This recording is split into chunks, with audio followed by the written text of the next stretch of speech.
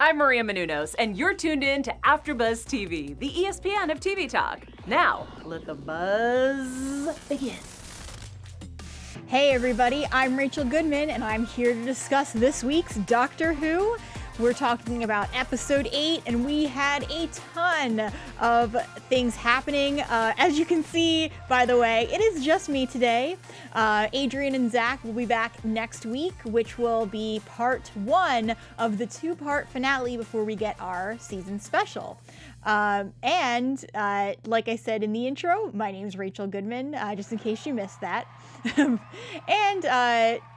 We're going to just jump right in here. We do have some people in the chat already, so I'm just going to go ahead and give everybody a shout out. Everything Brit 19, Kristen Schweibert, Hubby Joe, Steve Kemet, of Dice and Men, Sarah Inglis, and I think that's everybody in the chat. Since it's just me today, I will be reading your comments, so feel free to chime in at any moment. Just as we're going through here too, I don't know if anyone else loves literature the way that I do, but this episode was especially interesting to me because in college, one of the courses I had to take for a history degree was on British literature, and that's all we talked about was Percy, Byron, Shelley. I had a thick book, thick, and I mean like literally my hands are doing this. It was about this thick, and the print was super tiny. It was a collection of all their poetry, short stories, so many things, and it was a great class. But my college days came back to me as I was watching this episode.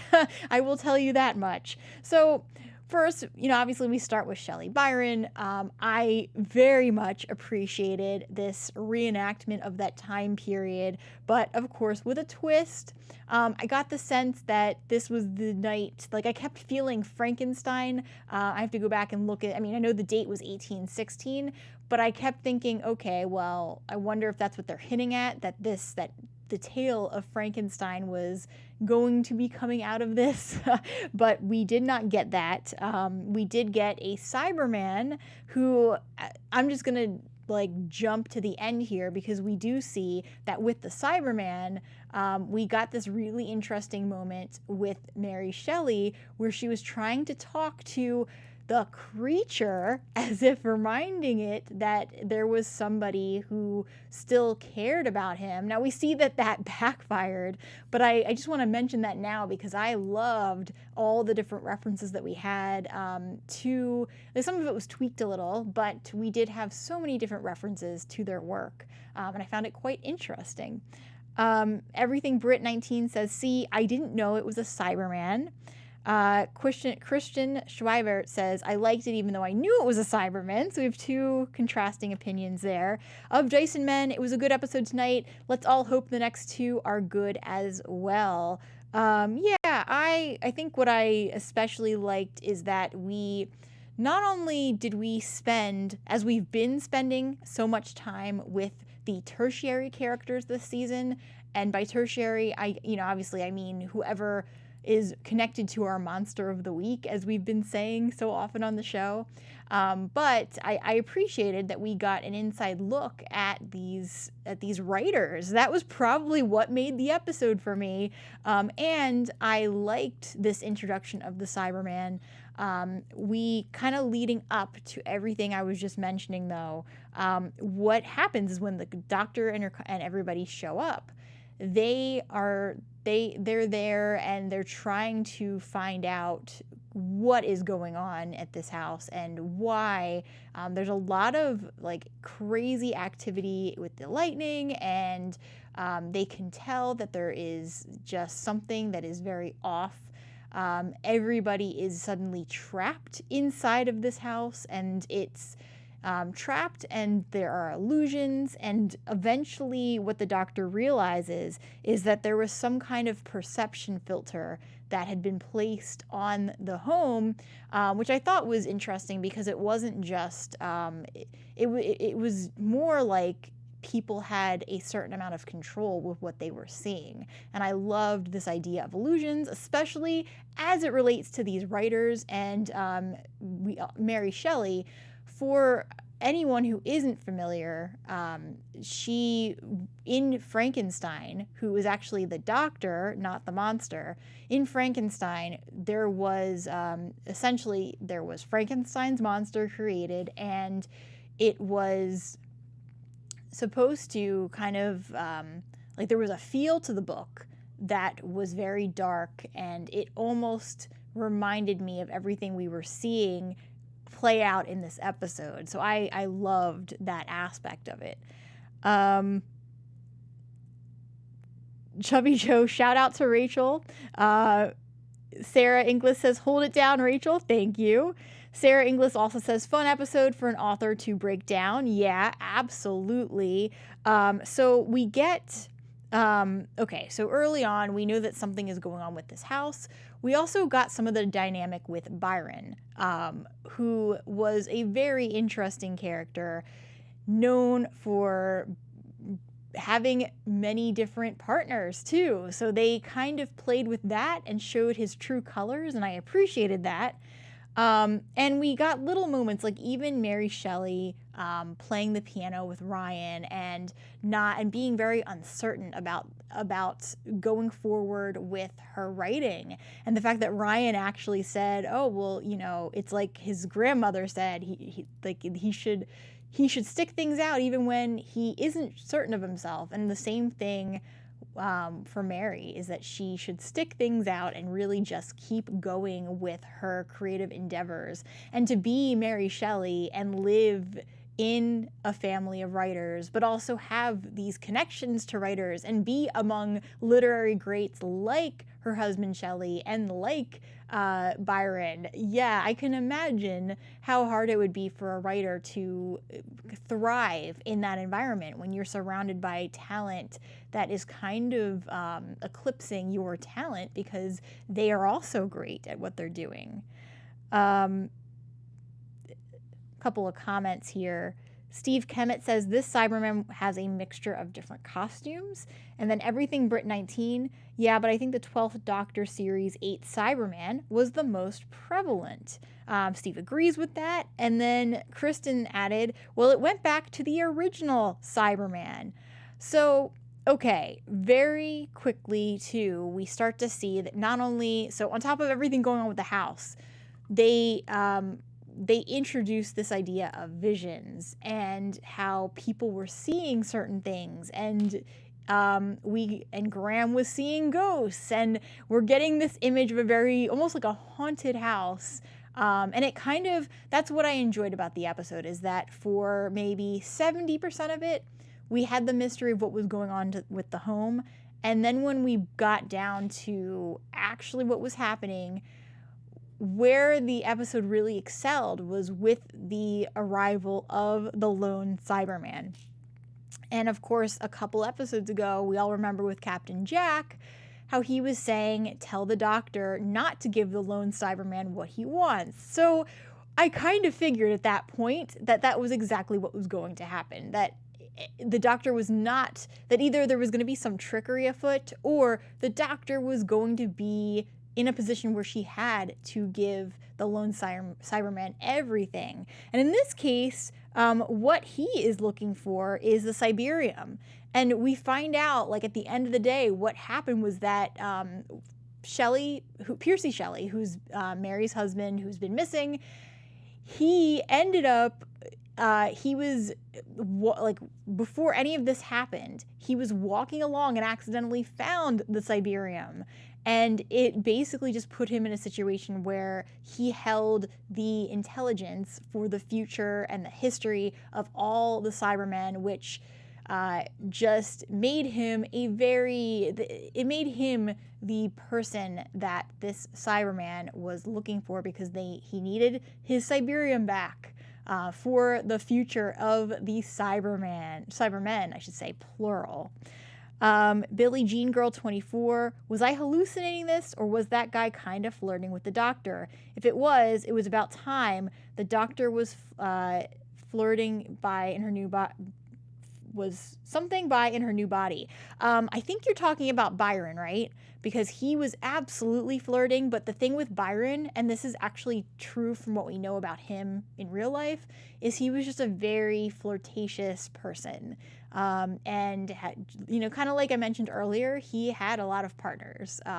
So that does not surprise me. Sarah English says Byron trying to flirt with the doctor and her having none of it was so perfect. Yeah, I agree. And these people, they were very characteristic of their time, though, especially with the way Byron was treating the doctor as a female, as much as it was annoying. And Byron in general was annoying. It was great to see, one, it was characteristic, but it was great to see the doctor put him in his place multiple times. Steve Kemet, it looks like you're the lone host tonight. I am the lone host tonight, which is pretty funny. Yeah, but it is just me talking about the lone Cyberman. So I feel him right now. No, not really. Okay, so so kind of like backing up here. We had the Cyberman looking for the Guardian, and at first when he showed up, I got the concept that he had been a human, that Cybermen started out as humans, and that it was essentially they had been taken over and kind of turned into these half machine, half human product. And what I found the most fascinating is this idea that on top of all of this, they take your mind and you're forced to feel absolutely nothing. I didn't buy that, and the doctor even called out, his name is Ashad. He was the lone Cyberman who we met.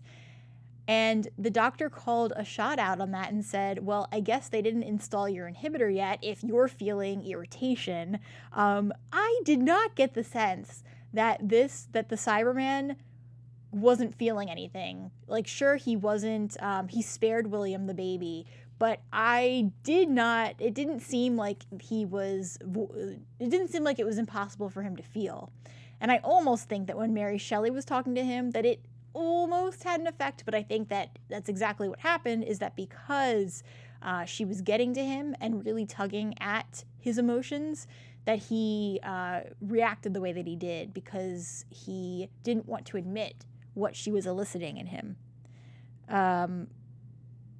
Everything Brit 19 says, I like this doctor not wanting to be in the flirt line. I kind of like focusing on the episodes and not romance. Yeah, I agree. And I like the idea that, even if we're not getting the romance with the doctor or any other character, we still got, well, speaking of romances, there's something with Yaz that we should talk about, but we'll get there in a second.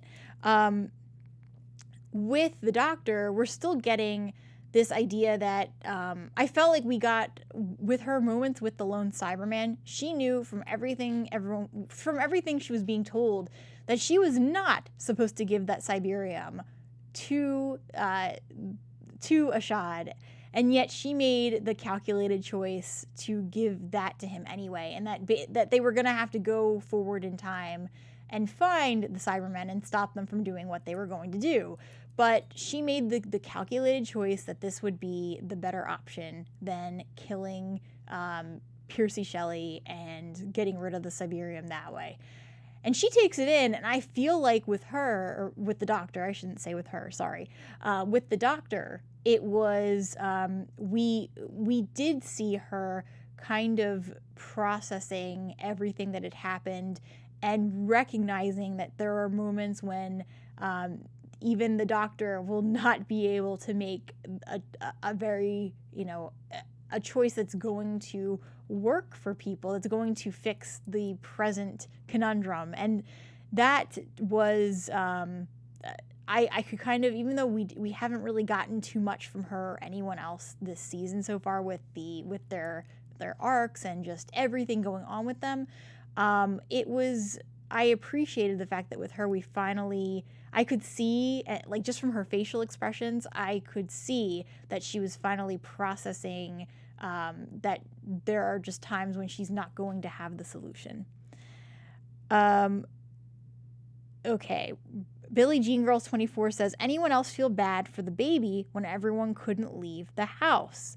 Yeah, I felt, number one, I thought that the baby was going to turn because Ashad actually said, I'm going to, like, it's okay, little one, I will turn you into one of us, or however he put it.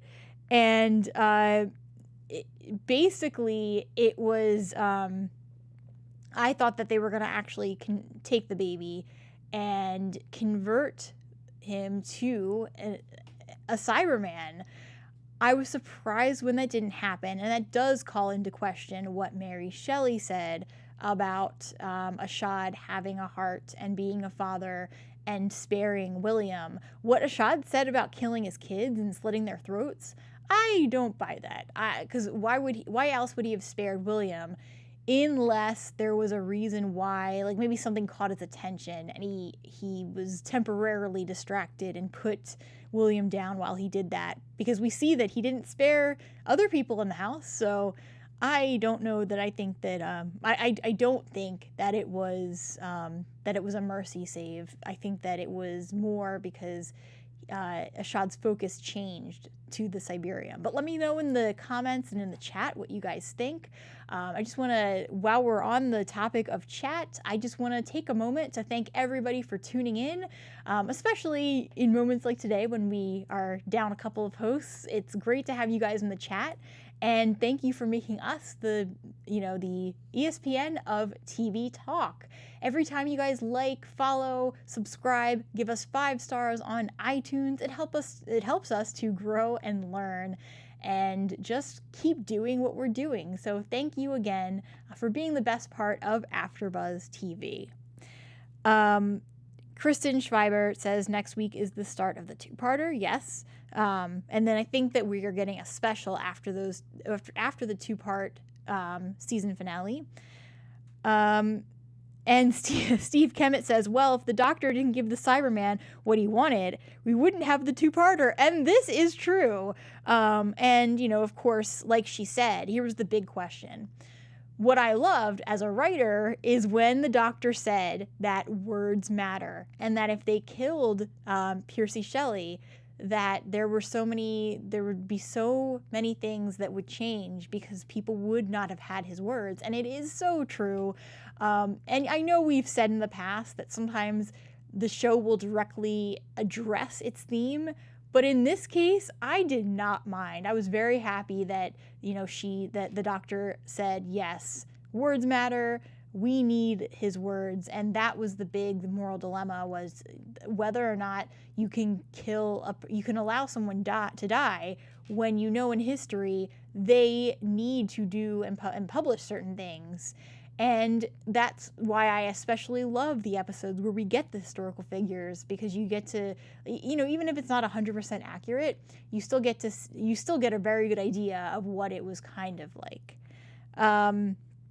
Billie Jean Girl 24, Byron is a wuss. He hid behind that was hilarious. He hid behind his girlfriend when the other girl walked through the wall. Sarah Inglis, seeing Jodie's doctor struggle this week was a wonderful, darker moment for her. I loved it. And then Of Dyson Men says, I thought they were going to convert the baby too. I'm glad they didn't go there in the end. And then Everything Brit 19. Yes, seeing the struggle for the Doctor, it was amazing. Yes, she is becoming 10 in a way. And then Kristen says, I thought it was the guy who walked through the wall. Okay, so just to let me see what else we did not touch on in the time we have left before we get to our predictions. We had, the big thing is with a shot at the end. So we had this huge thing, and here was the ultimatum, was that Ashad said that if the Doctor did not give him the Cyberium back, that his ship was going to lock onto his signal and then tear this reality apart.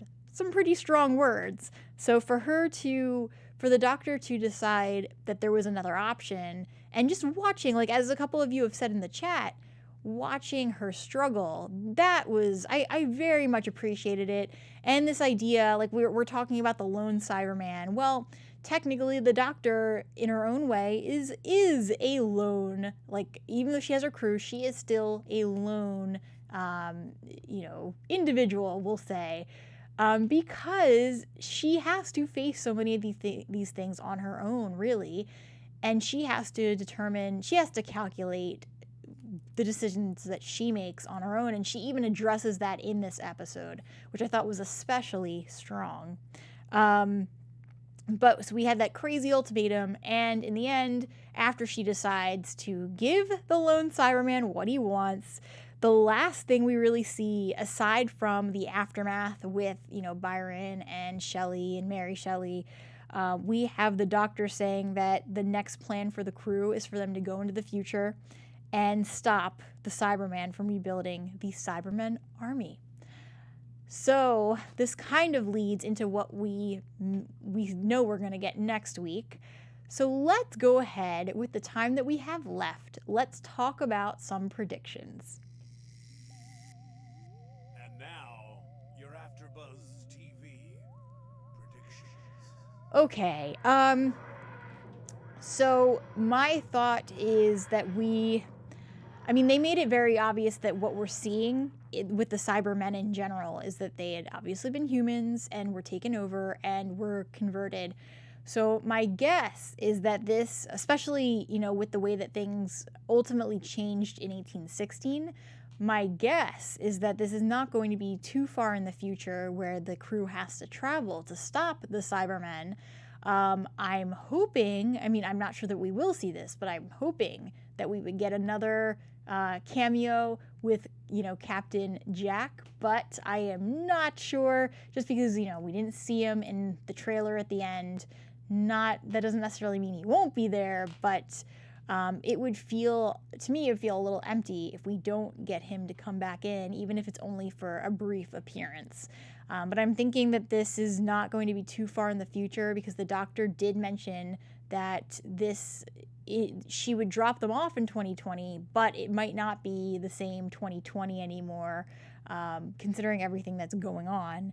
And I think that we did get a moment with Yaz, too, where she was talking about her romantic situation. So they dropped that in this last episode, and so I'm wondering if we're going to deal with that a little bit more in the final episodes that we see for the season.